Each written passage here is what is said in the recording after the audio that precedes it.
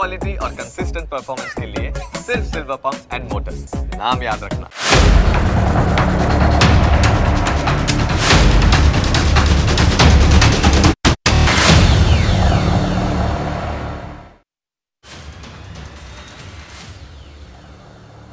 નમસ્કાર, હું Janak Dave full stop news analysis પ્રોગ્રામમાં આપનું સ્વાગત છે. તમને અસર કરતા સમાચારનું અમે સરળ ભાષામાં સચોટ રીતે કરીશું છણાવટ. આ એનાલિસિસ 360 ડિગ્રી હશે, જેનાથી મહત્ત્વના મુદ્દાઓને લગતા દરેક સવાલ પર હવે પછી મુકાશે ફૂલ સ્ટોપ. આજે અમે જંત્રીના દરોની વાત કરીશું. ગુજરાત સરકારે જંત્રીના દરોમાં વધારો કરવાનો નિર્ણય કરતાં જ વિરોધ શરૂ થઈ ગયો છે. જોકે એકંદરે જંત્રીના દરોમાં વધારો તમારા હિતમાં જ છે. સ્વાભાવિક રીતે આ વાતથી તમે કદાચ સહમત નહીં થાઓ, પરંતુ જંત્રીના દરમાં વધારો કેવી રીતે તમારા હિતમાં છે એ જાણવા માટે તમારે અમારી આખી વાત સાંભળવી પડે.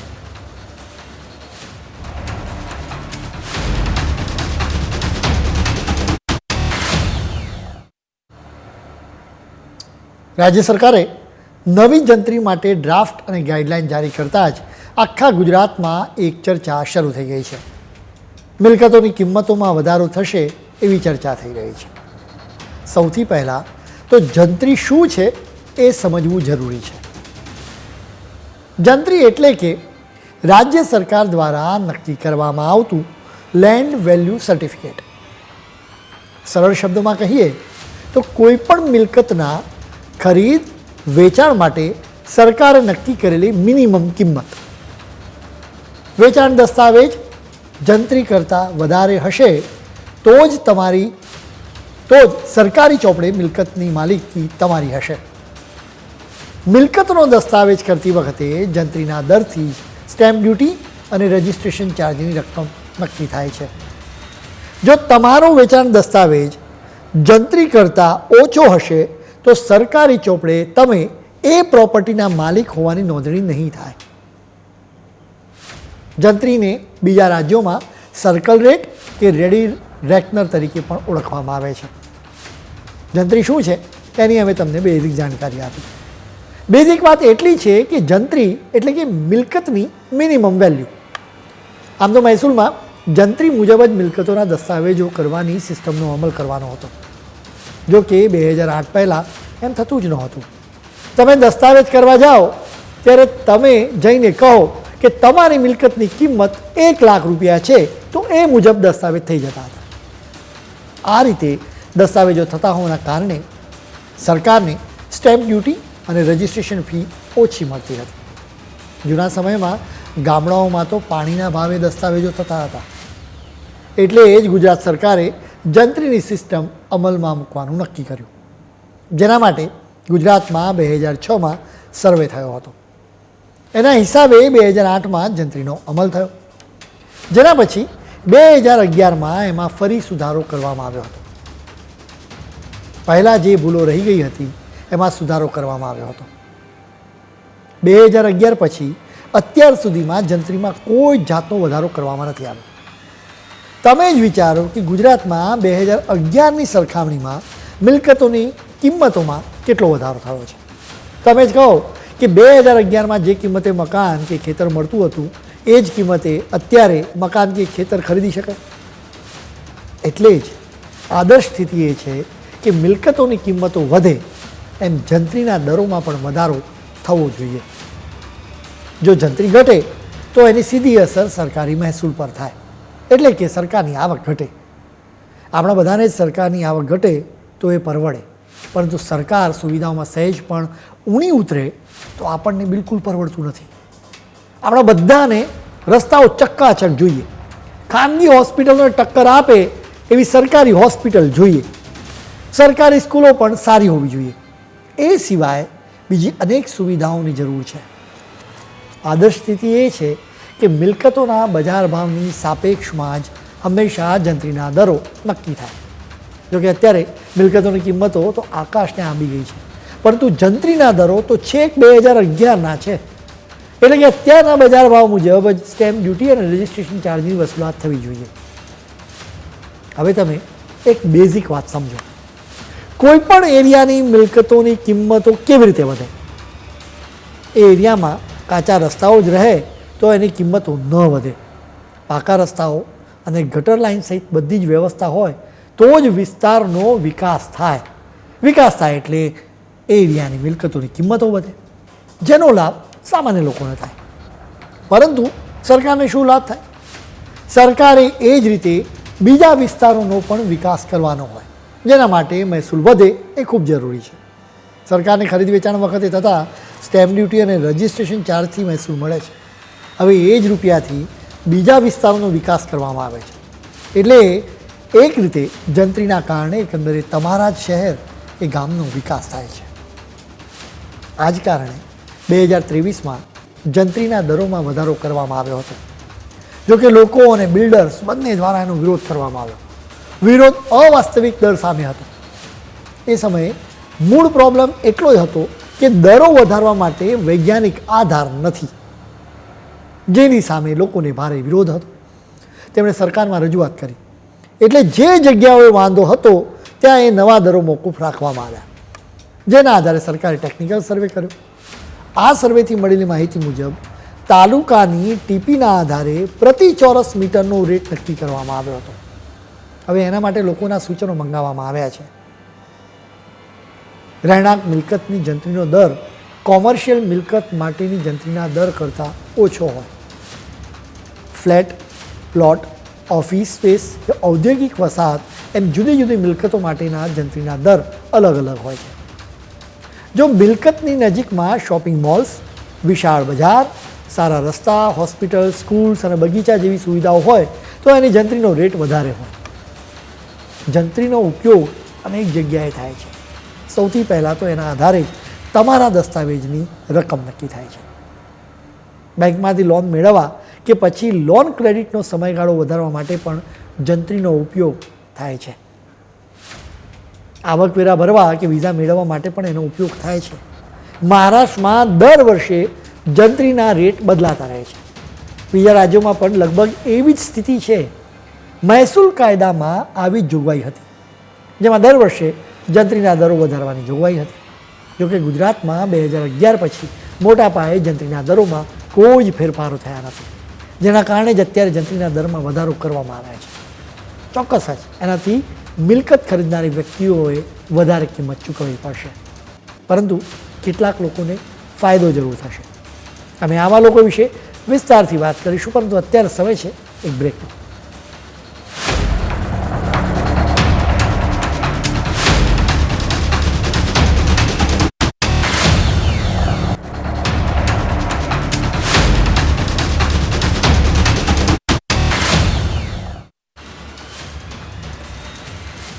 બ્રેક બાદ આપનું સ્વાગત છે.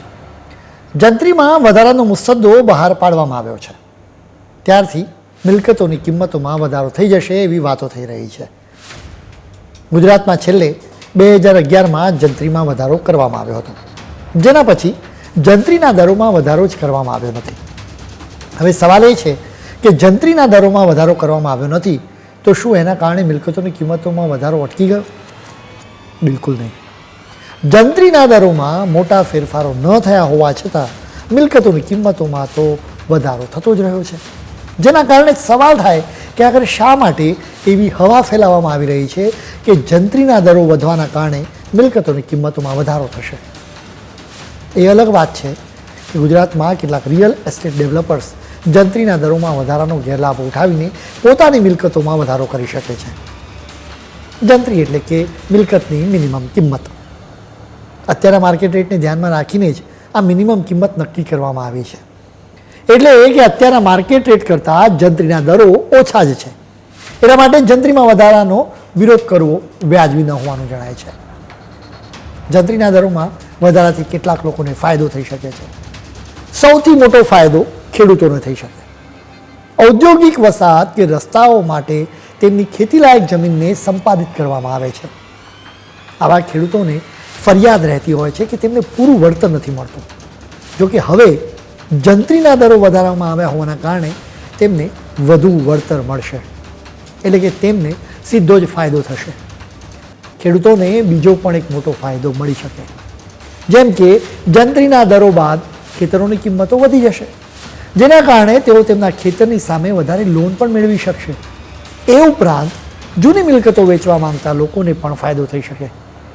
તેમની મિલકતોની કિંમતોમાં વધારો થઈ શકે છે.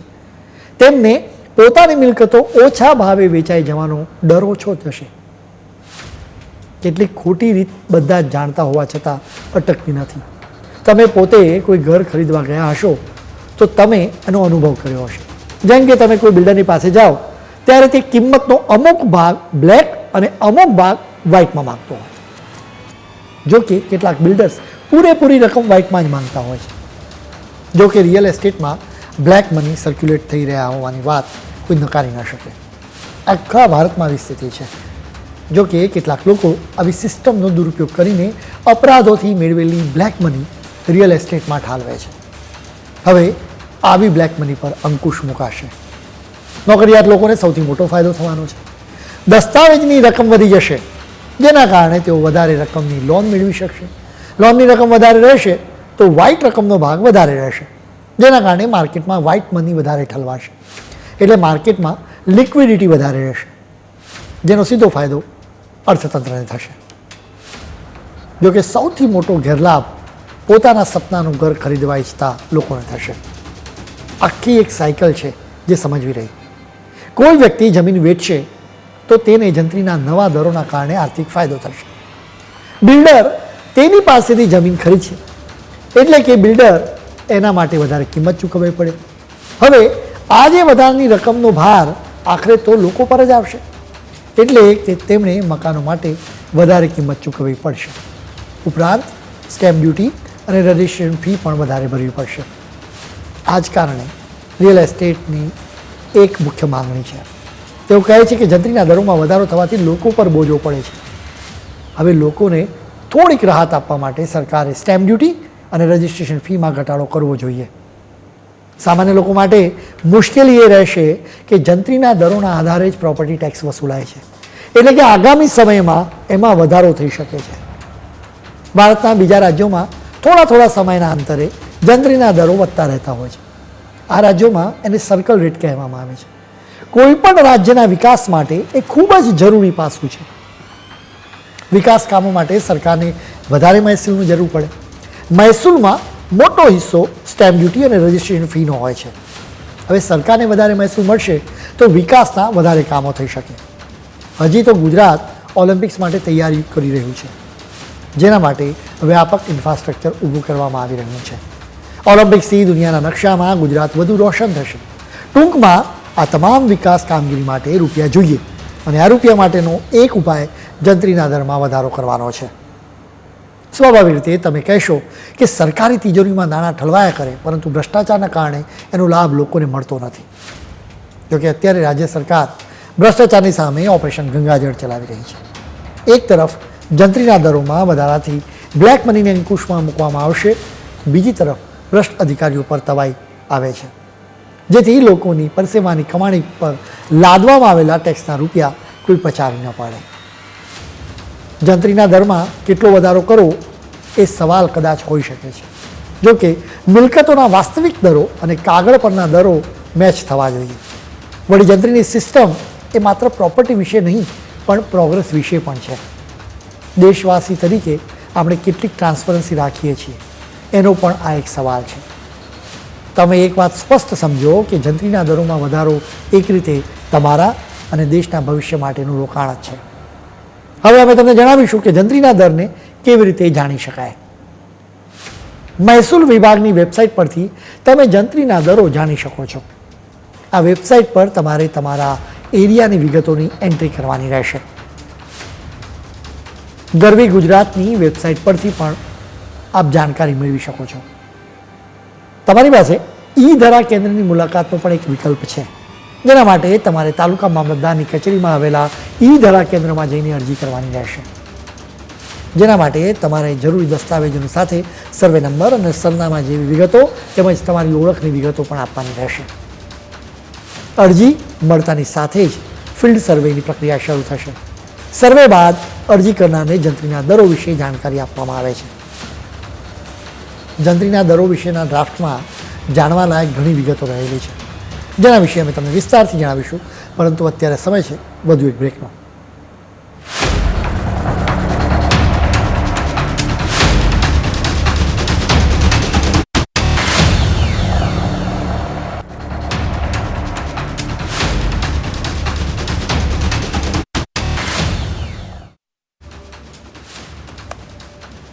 બ્રેક બાદ આપનું સ્વાગત છે.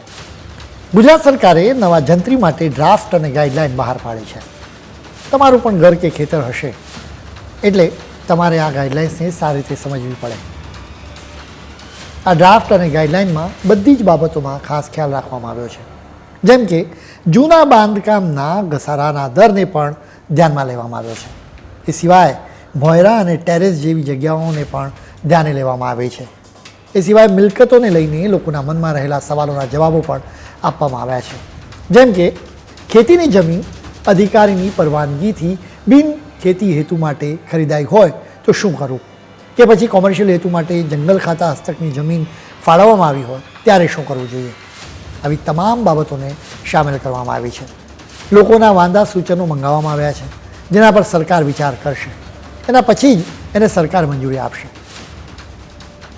ગાઈડલાઇનમાં કેટલીક ખાસ વાત છે, જેમ કે ટીપી સ્કીમ વિસ્તારમાં ફાઇનલ પ્લોટ મુજબ ક્ષેત્રફળને ધ્યાનમાં રાખીને અંદાજિત બજાર કિંમત નક્કી કરવામાં આવે છે, જેના આધારે જંત્રીના ભાવ નક્કી કરાય.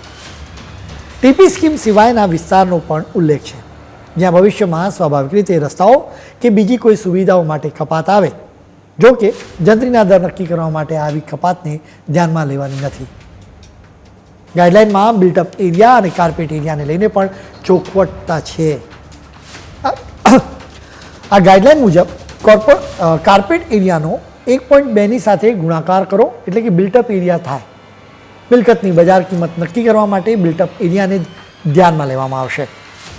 કોમર્શિયલ હેતુ માટેની બહુમાળીય બિલ્ડિંગમાં જુદા જુદા ફ્લોર માટે જુદા જુદા જંત્રીના દર હોય છે. ગ્રામ્ય વિસ્તારમાં શૈક્ષણિક સંસ્થા, ધાર્મિક સંસ્થા, ધર્મશાળા, સમાજની વાડી, હોસ્ટેલ માટે બજાર કિંમત નક્કી કરવા માટે રહેણાંકનો ભાવ ધ્યાને લેવાનો રહેશે. ખનિજ તત્વો ધરાવતી જમીનના બિનખેતીના કેસમાં કોમર્શિયલ હેતુનો ભાવ ધ્યાનમાં લેવાશે. એક જ એરિયામાં જુદી જુદી મિલકતો માટે જુદી જુદી જંત્રી રહેશે. અમદાવાદની વાત કરીએ તો સરકારના ડ્રાફ્ટ મુજબ જંત્રી દરોની દ્રષ્ટિએ એસજી હાઈવે, નારણપુરા અને થલતેજ વિસ્તાર સૌથી વેલ્યુએબલ વિસ્તારો બની ગયા છે. નારણપુરામાં પ્લોટની કિંમત 79,000 પ્રતિ ચોરસ મીટર, જ્યારે થલતેજમાં 75,000 પ્રતિ ચોરસ મીટર છે. એ સિવાય એસજી રોડ અને ડ્રાઇવિંગ રોડ સાથે જોડાયેલા પ્લોટ્સની કિંમત સૌથી વધી ગઈ છે. આ બંને વિસ્તારોમાં પ્રતિ ચોરસ મીટર પ્લોટની કિંમત 1 લાખ રૂપિયાથી વધુ થઈ ગઈ છે. એ શહેરના સૌથી મોંઘા રોડ થઈ ગયા છે. આનંદનગર રોડ અને સરખેજ ગાંધીનગર રોડ નજીક વેજલપુર ટીપી સ્કીમ 23 પરના પ્લોટ માટેનો દર 1.25 લાખ પ્રતિ ચોરસ મીટર છે. જજીસ બંગલો રોડ નજીક વસ્ત્રાપુર ટીપી સ્કીમના એરિયામાં આવેલા પ્લોટ્સનો દર 50,000 રૂપિયાથી 55,000 રૂપિયા પ્રતિ ચોરસ મીટર છે. એ જ રીતે પાલડીમાં પ્લોટ માટેનો દર 22,000થી વધીને 61,000 રૂપિયા થઈ ગયો છે. ગોતામાં પ્લોટ માટેનો દર 25,000 રૂપિયાથી વધીને 63,000 રૂપિયા થઈ ગયો છે. અમદાવાદ બાદ સુરતની વાત કરીશું. અહીં જુદા જુદા ઝોનમાં જુદી જુદી સ્થિતિ છે. જેમ કે વેસ્ટ ઝોનમાં અડાજણમાં જંત્રીનો દર 2011માં 24,000 રૂપિયા હતો, જે વધીને 50,000 રૂપિયા કરવામાં આવ્યો છે. પાલનપુરમાં 2011માં પ્રતિ ચોરસ મીટર દર 8,000 રૂપિયા હતો, જે વધીને 43,250 રૂપિયા કરવામાં આવ્યો છે. સાઉથ વેસ્ટની વાત કરીએ તો અલથાણમાં 2011માં દર 16,500 હતો, જે હવે વધીને 79,000 રૂપિયા થયો છે. એ જ રીતે વેસુમાં 2011માં 31,250 રૂપિયા ભાવ જે હતો, જે હવે વધીને 1 લાખ રૂપિયા પ્રતિ ચોરસ મીટર થઈ ગયો છે. નોર્થ ઝોનમાં વેડમાં સૌથી વધુ દર વધારવામાં આવ્યો છે. વેડમાં 2011માં 9,000 રૂપિયા પ્રતિ ચોરસ મીટર દર હતો, જે હવે વધીને 75,000 રૂપિયા પ્રતિ ચોરસ મીટર થયો છે. ઈસ્ટ ઝોનમાં સૌથી વધુ ભાવ વધારો જોવા મળ્યો છે, અને એ ભાવ વધારો વરાછામાં થયો છે. અહીં 2011માં દર 6,250 રૂપિયા હતો, જે વધીને હવે 36,250 રૂપિયા થયો છે. ગુજરાતના બીજા શહેરોમાં પણ એવી જ સ્થિતિ છે. કેટલીક જગ્યાએ 3 ગણો, જ્યારે કેટલીક જગ્યાઓએ દરોમાં 10 ગણો વધારો કરવામાં આવ્યો છે. આ બધા વચ્ચે એક શક્યતા પણ વ્યક્ત કરવામાં આવી રહી છે કે મકાનોના ભાડા વધશે. ઘણા બધા લોકો આવી શક્યતા વ્યક્ત કરે છે. જો કે આવી શક્યતાના આધારમાં માત્ર એટલું જ કહેવામાં આવ્યું છે કે મકાનોની કિંમતો વધશે. હંમેશા ડિમાન્ડ વર્સેસ સપ્લાયની જેમ હોય છે. એટલે જ સૈદ્ધાંતિક રીતે જોઈએ તો ભાડાની બાબતમાં પણ આ વાત લાગુ પડવી જોઈએ. જંત્રીને લઈને લોકોના મનમાં ખૂબ જ આશંકાઓ છે. લોકોની પાસે તેમના વાંધાઓ સરકાર સમક્ષ રજૂ કરવાની તક પણ છે. ગયા વર્ષે જંત્રીના દરો અયોગ્ય રીતે વધારી દેવામાં આવ્યા હતા, જે ભૂલને હવે સુધારી લેવામાં આવી છે. એટલું નહીં, શહેરો અને ગામડાઓમાં ખૂબ જ ફિલ્ડ સર્વે કરીને આ દરો નક્કી કરવામાં આવ્યા છે. એકંદરે સિસ્ટમને ક્લીન કરવા એટલે કે બ્લેક મનીને દૂર કરવા તેમજ સરકારની તિજોરી ભરવા માટે જંત્રીના દરોમાં વધારો ખૂબ જ જરૂરી છે. વિકાસ યજ્ઞમાં યોગદાન આપવામાં ખચકાટ ન કરવો જોઈએ. ખેર, આજના ફૂલ સ્ટોપમાં આજે આટલું જ. નવા મુદ્દાઓ સાથે કાલે ફરી મળીશું. ત્યાં સુધી મને રજા આપશો. નમસ્કાર.